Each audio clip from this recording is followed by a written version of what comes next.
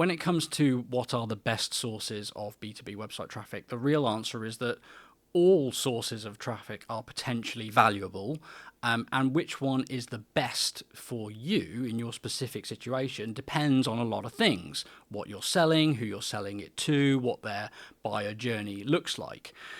Broadly speaking, however, when we look at B2B data, there are some trends and patterns in terms of which sources of traffic represent the greatest value and which ones are therefore smart to prioritize and really scrutinize and think about. So in many cases, a B2B organization will see that organic search traffic is the most valuable in terms of measurable pipeline creation.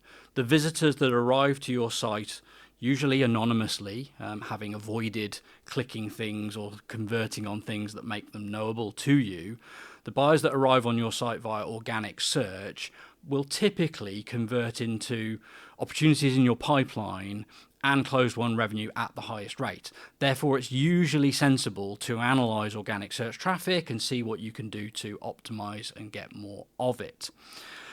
After organic search traffic, a lot of businesses will see that referral traffic is a very high value source, again, in terms of pipeline and revenue. Buyers that come to your website because of recommendations from partners or other vendors that you collaborate with, or simply people that recommend you, often convert into pipeline and into customers at a very, very high rate. So again, if you've got the opportunity to optimize your referral traffic by strengthening your partnerships, by optimizing the content that they use to talk about you and promote you, then you can potentially generate some additional value for yourselves. After organic search and referral, things become a lot less predictable in terms of B2B data. For some, paid search might be the next most valuable source of website traffic. Paid search really targets the last mile of the purchase journey and only makes sense in certain situations for certain types of transactions. But where it does make sense, it could very well be a lucrative source of traffic and one to really, really carefully optimize and analyze. But for other businesses, paid search could be an absolutely terrible source of traffic, one where they spend a lot of money and they get nothing in return, no ROI.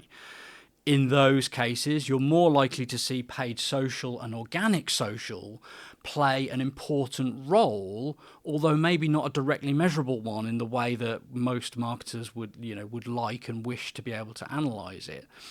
Your visits from paid social, your visits from organic social are unlikely to be high, but they are channels where you can influence buyers effectively, create affinity, create trust, especially if you don't optimize for clicks and downloads and conversions. And then those actions can lead to high value visits, some of which will come to you via those channels in an identifiable way, not many, but some. The others coming to you more likely from organic search, direct traffic, and other channels that you're utilizing. So potentially any source of traffic is valuable to you. You've always just got to consider who is your buyer, what is the journey that they will take into your pipeline, and look at your data through that lens in order to understand where your opportunities lie. This podcast is brought to you by Blend, the HubSpot website agency.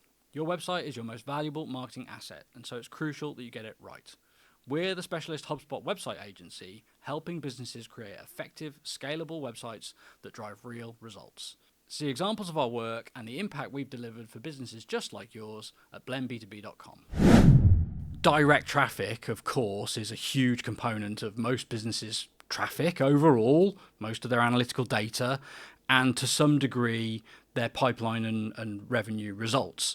Of course, the challenge with direct traffic is it has no specific origin or meaning, and it is for the most part a mixed bag of all the other channels that you're utilizing and optimizing. So important to look at direct traffic and monitor its direction of travel. If direct traffic is dropping when other things that you're optimizing for are growing, that could be a worry because of how likely it is that the sources of traffic that come under direct reflect your sources of opportunity and revenue, and it would be unwise to let it dwindle without doing some sort of analysis as to why that's happening based on what else you're doing. But you can't directly affect, manipulate, or move direct traffic. you have to try to move the other sources of traffic and see what it does, see where it goes. If you want to identify which sources of traffic are the best for your business, then the key is in pipeline value and revenue. Ultimately, not in bounce rate, exit rate, time on page, etc., etc., etc. All the sort of vanity metrics that marketers are sort of encouraged to pay close attention to. Good to have those things at your disposal, but the real measure of success is how many of the visitors from these sources have such a good experience on your website that they go on to become a high intent inquiry in the first place, taking a high intent action at the bottom of your funnel, so to speak. And then how many go into pipeline as opportunities, and how many become closed won, paying customers thereafter. Those are the KPIs, those are the measurements which tell you which sources of traffic and of influence are your most valuable ones at any point in time. In order to identify your most valuable sources of traffic, you can and should look at three things. Most immediately available to you probably will be conversion rate based on software attributed channel. So you can use this to identify how many visitors from organic search, according to your software, become high intent leads, pipeline opportunities, and customers.